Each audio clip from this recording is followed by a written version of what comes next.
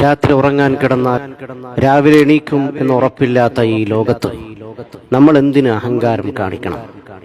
നമ്മുടെ ശരീരം വേദനിപ്പിക്കാൻ എല്ലാവർക്കും കഴിയും. പക്ഷേ നമ്മുടെ മനസ്സിനെ വേദനിപ്പിക്കാൻ നമ്മൾ ജീവനു തുല്യം സ്നേഹിച്ചവർക്ക് മാത്രമേ കഴിയൂ. മായ്ച്ചു കളയണം ചില വാശികൾ, പറഞ്ഞു തീർക്കണം ചില പരിഭവങ്ങൾ, മാറ്റിക്കൊടുക്കണം ചില തെറ്റിദ്ധാരണകൾ.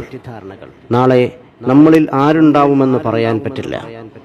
ജീവിച്ചിരിക്കുമ്പോൾ എത്ര വലിയ വീട് വച്ചാലും, എത്ര വലിയ വാഹനങ്ങൾ സ്വന്തമാക്കിയാലും, എത്ര ബാങ്ക് ബാലൻസ് ഉണ്ടാക്കിയാലും കല്ലറകളുടെ വലിപ്പം തുല്യമായിരിക്കും. എളിമയോട് ജീവിക്കുക, പരസ്പരം സഹായിക്കുക, സ്നേഹം പകുത്തു നൽകുക. പഞ്ചസാരക്കും ഉപ്പിനും ഒരേ നിറമാണ്, പക്ഷേ രണ്ടിന്റെയും രുചി വളരെ വ്യത്യസ്തമാണ്. അതുപോലെയാണ് ചില സുഹൃത്ത് ബന്ധങ്ങളും. സ്നേഹിക്കാനൊരു മനസ്സുണ്ടെങ്കിൽ പിന്നെ കുറവുകൾക്കൊന്നും അവിടെ സ്ഥാനമില്ല.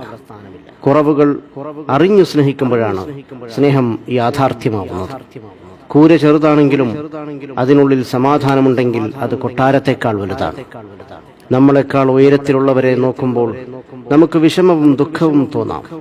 നമ്മളെക്കാൾ താഴെയുള്ളവരെ ഒന്ന് നോക്കൂ, അപ്പോൾ മനസ്സിലാകും നാം എത്ര ഉയരത്തിലാണെന്ന്. ഉറങ്ങാൻ കിടക്കുമ്പോൾ എല്ലാവർക്കും മാപ്പ് കൊടുക്കുക. ശുദ്ധ മനസ്സോടെ ഉറങ്ങാൻ ശ്രമിക്കുക. സ്നേഹം ചെറുപ്പത്തിൽ സൗജന്യമായി ലഭിക്കുന്നു. യൗവനത്തിൽ അതിനായി അധ്വാനിക്കേണ്ടി വരുന്നു. വാർദ്ധക്യത്തിൽ അതിനായി യാചിക്കേണ്ടി വരുന്നു. ചിലർ നിങ്ങളുടെ മുന്നിലെത്തുന്നത് ഒരു അനുഗ്രഹമായിരിക്കും. ചിരിക്കുന്ന മുഖങ്ങൾ സൂചിപ്പിക്കുന്നത് അവർക്ക് ദുഃഖമില്ലെന്നല്ല, മറിച്ച് അത് കാണിക്കാതിരിക്കാനും കൈകാര്യം ചെയ്യാനും അവർ പഠിച്ചിരിക്കുന്നു എന്നതാണ്. സ്വന്തമെന്ന് തോന്നുന്നവരോട് എന്തും നമ്മൾക്ക് സംസാരിക്കാൻ കഴിയും. എന്നാൽ വായിൽ നിന്നും പ്രതീക്ഷിക്കാതെ കേൾക്കുന്ന വാക്കുകൾ മനസ്സിൽ വല്ലാതെ മുറിവേൽപ്പിക്കും. ജീവിക്കാനുള്ള ഒരു അവസരവും പാഴാക്കരുത്. കാരണം ജീവിതം തന്നെ ഒരു അവസരമാണ്. ഒന്ന് കാലു തന്നെ വീണാൽ തീരുന്ന ജീവിതത്തിന് എന്തു ജാതി, എന്തു മതം, എന്തു നിറം. ശരീരത്തിൽ ജീവനുള്ളപ്പോൾ മുഖത്ത് നോക്കാൻ ആർക്കും സമയമില്ല. എന്നാൽ മരണപ്പെട്ടാൽ ആ മുഖം കാണാൻ തിരക്കുകൂട്ടുന്നു. ഓർക്കുക, ജീവൻ പിരിഞ്ഞിട്ട് മുഖത്ത് നോക്കുന്നതിനേക്കാൾ നല്ലത് ജീവിച്ചിരിക്കുമ്പോൾ നിറമനസ്സോടെ മറ്റുള്ളവരുടെ മുഖത്ത് നോക്കി പുഞ്ചിരിക്കുന്നതാണ്.